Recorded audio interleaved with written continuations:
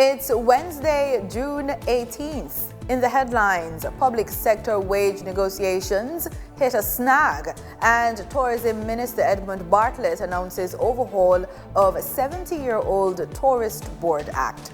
Regionally, Grenada spared in U.S. Caribbean buy investment visa crackdown. In business news, inflation rate remains stable. And in sports, Ray and Nephew Fight Night Series 2025 launched, with first night of the series set for June 28. And in football, Coach Steve McLaren wants Reggae Boys to be more aggressive in their remaining CONCACAF Gold Cup matches. This is the news on PBC Jamaica. I'm Simone Absalom Gale.